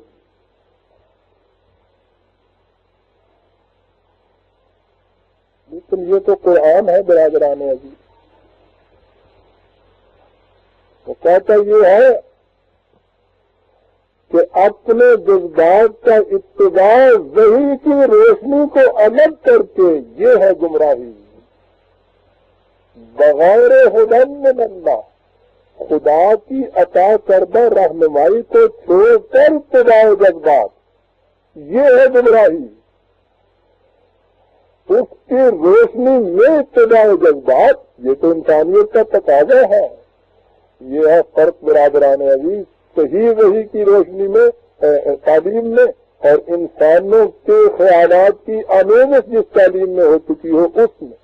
ساری دنیا کے اندر آپ دیکھیے نفس کا مارنا بے اتقاء اور زود اور بہت بڑی بزرگی کی علامت. خواہشات کے پیچھے نفس لے کے پھرتے ہیں. ان تمام کا ترک خدا کے برگزیدہ بندوں کی نشانیاں بتایا جا رہا. وہ یہ جذبات اس قسم کی کچھ شاطنت کی چیزیں ہیں کہ بس ان کے پاس گئے اور انسان تباہ ہوا. سوچیے تو صحیح، اس خدا کے متعلق کیا تصور آپ کام کریں گے کہ جس نے انسان کو پیدا کیا اور سارے جذبات اس کے اندر رکھ دیے. یہ جذبات انسان کہیں سے خریدتا تو ہے نہیں، یہ کہیں باہر کی دنیا سے پارسل سے بھی نہیں منگواتا. یہ تو اس کے اندر وضعیت کر کے رکھ دیے گئے ہیں. یہ تو جزو زندگی ہے، اس کے خون کے اندر حلول پوچھا. تو اگر یہ اتنی ہی بری چیز ہوتے تو اس خدا کے متعلق کیا کہا جاتا کہ جس نے انسان کے رگے جان اور اس کے خون کے ذرات کے اندر جذبات کی آمیزش کی، اور وہ چیزیں ایسی ہیں کہ ذرا ان کے پاس آپ گئے نہیں اور تباہ ہوئے نہیں. غلط تھا. جذبات کے بغیر تو انسان ہی نہیں رہ سکتا. جذبات کا ابتدا بری چیز نہیں ہے. وحی کی رہنمائی کو چھوڑ کر جو منمانی کرنا شروع کرے یہ ہے بری چیز. بغیر ہدی من اللہ، خدا کی رہنمائی کے بغیر ابتداء جذبات اور ان کے متعلق کہا ان اللہ لا یہدی القوم الظالمین. یہ ہے وہ ظالم کہ جن کو صحیح راستہ دکھائی نہیں دیا کرتا کہ وہ وحی کی رہنمائی کو پس پش ڈال دیتے ہیں اور کرتے وہ ہیں جو اپنے جی میں آتا ہے. یہ ظالم ہے، ان کو صحیح راستہ کبھی دکھائی نہیں دیتا. 28/50 28/50.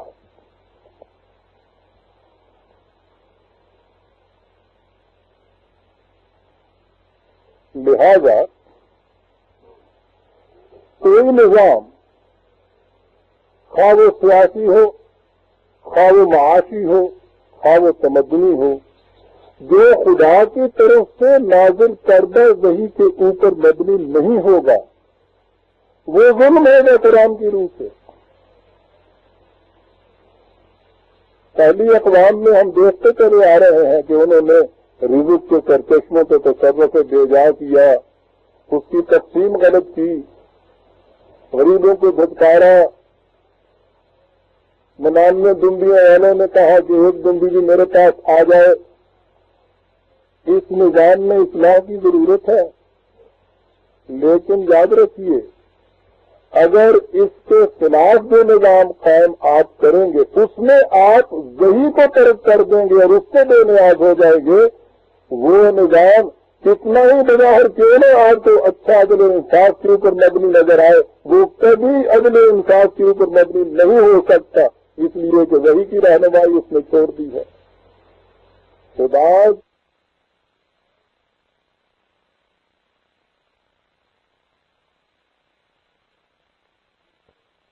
اس لیے کہ وحی کی رہنمائی اس نے چھوڑ دی ہے. خدا کے انکار کے بعد کوئی نظام تمدنی، سیاسی یا معاشی دنیا میں عدل اور احسان کا نظام نہیں ہو سکتا. اسی لیے اس نے یہ کہا ہے کہ جو ما انزل اللہ کے مطابق فیصلے نہیں کرتا وہ بظاہر عدل احسان کا نظام نظر آنے کے باوجود ظلم ہی کا ہوتا ہے، اس لیے کہ اس میں انسانوں کے خواہشات کا اتباع ہوتا ہے بغیر وحی کی روشنی کے، اس لیے کہ جو وحی کی روشنی کو تسلیم ہی نہیں کرتا وہ وحی کی روشنی کے اتباع میں کرے گا کہاں سے؟ اس لیے اسے بھی یاد رکھیے۔ وہ اس زمانے میں علامہ اقبال جب آیات تھے تو یہ بڑا زور نیا چلا تھا یہ روس کی کمیونزم کا، یاد رکھیے نظام سرمایہ داری کے تو خلاف پہلے دن سے قرآن ہے، اگرچہ علامہ نے بھی بہت کچھ لکھا۔ ان کے متعلق جو انہوں نے کہا ہے، جنہوں نے یہ کہنا شروع کیا کہ صاحب یہ نظام بہت اسلام کا نظام ہے، یہ بڑی غلط بات تھی، اس میں یہ جو نقطہ ہے بنیادی یہ فراموش کیا گیا کہ وحی پر مبنی نہیں ہے۔ تو انہوں نے جو چیز کہی تھی، ینگ ہسبینڈ کے نام ان کی وہ چٹھی ہے جو 31 میں انہوں نے لکھی تھی، انہوں نے یہ کہا تھا کہ Bolshevism plus God is almost identical with Islam۔ اس معاشی نظام میں جو اس نئی دنیا میں یہ روس کی طرف سے آ رہا ہے، اگر اس کے اندر خدا کو شامل کر دیا جائے تو پھر یہ قریب اسلام کے مماثل ہو سکتا ہے، خدا کو درمیان میں شامل کیا جائے۔ یہ ہے وہ چیز، ورنہ اسے اگر نکال دیجیے جسے ہم خدا کہہ رہے ہیں، خدا کو شامل کرنے کے معنی کیا ہے؟ تو یہ نہیں کہ اس کے اوپر آپ بسم اللہ الرحمن الرحیم جس کے نیچے یہ نظام آپ نے لکھ دیجیے خدا شامل ہو گیا۔ معنی یہ ہے کہ خدا کے نازل کردہ قوانین و ضوابط اور حدود جو ہیں ان کے اندر رکھتے ہوئے اس نظام کو لائیے تو اسلامی ہو جائے گا، اس سے بے نیاز ہو جائیے۔ تو یاد رکھیے ساری دنیا جیت گا رہی ہے، گن گا رہی ہے، نظام جمہوریت دنیا میں یہ سیاسی نظام بہترین نظام، اس کو اگر خدا کی حدود سے الگ کر دیجیے وہ بھی نظام کفر و ظلم۔ اشتراکیت کا معاشی نظام خدا کی حدود سے الگ کر دیجیے وہ بھی کفر و ظلم۔ وہی نظام آپ کے ہاں عدل اور انصاف پر مبنی ہو سکتا ہے جو خدا کی وحی کی روح سے دی ہوئی حدود کے اندر رہتے ہوئے آپ کام کریں۔ اور کیوں وہ چیز ایسی ہوگی؟ اس لیے خدا نے خود کہہ دیا کہ ہم رب العالمین ہیں۔ کوئی قوم بھی جو اپنے لیے نظام اور آئین اور دستور بنائے گی اس میں اپنے لوگوں کی اپنی قوم کی رعایت ضرور ہو جائے گی شامل، باقی انسانیت اس کے اندر نہیں آئے گی۔ نظام وہی حق پر عدل اور انصاف پر مبنی ہو سکتا ہے جو پوری نو انسانیت کی منفعت بخشیوں کے اوپر مبنی ہو، اور اس نے کہا کہ یہ نظام اور اس کے حدود وہ خدا دے سکتا ہے جو رب العالمین ہوگا۔ انسان جو اپنے اپنے دائرے میں گھرا ہوا ہے وہ ربوبیت عالمینی کا تصور ذہن میں نہیں رکھ سکتا، اس لیے وحی کی ضرورت پڑتی ہے۔ لہذا قرآن کریم کی روح سے نظام عدل اور احسان وہ ہوگا جو وحی کی ادا کردہ حدود کے اندر رہتے ہوئے آپ قائم کریں اور جس میں انسان اور انسان میں کوئی تفریق نہ کی جائے۔ چند منٹ کی اور اجازت چاہتا ہوں۔ قرآن کریم نے ویسے تو بہت سے انداز طریقے بتائے ہیں کہ ظالم کس طرح سے مٹا کرتے ہیں، ظلم کس طرح سے دور ہوا کرتا ہے، لیکن اس میں ایک طریقہ نمایاں طور پہ بھی اس نے بتایا، اور اس نے کہا ہے کہ اکثر ایسا ہوتا ہے کہ کذالک نولی بعض الظالمین بعضا بما کانوا یکسبون 6/130۔ اکثر و بیشتر یوں ہوتا ہے کہ یہ ظالم قوتیں ایک دوسرے سے ٹکرا کے ایک دوسرے کے اوپر غالب آ جاتی ہیں اور اس طرح سے دبا ہو جایا کرتی ہیں۔ آپس میں ٹکرا کر بھی تباہ ہو جاتی ہیں.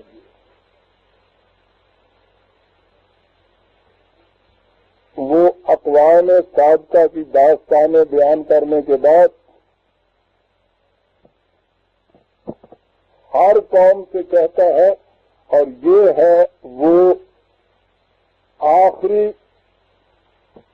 سبق جس کے اوپر وہ پہنچاتا ہے قوموں کو، تو کہتا ہے کہ ہم نے یہ سرگزشتیں کیوں بیان کی تمہارے پاس؟ کوئی یہ تاریخ کی کتاب تو ہے نہیں کہ ہم نے تمہیں ہسٹری پڑھانی تھی مختلف اقوام کی اس لیے ہم یہ پڑھا رہے ہیں. تو کہتا ہے یہ بات نہیں ہے، ہم نے یہ سرگزشتیں بیان کی.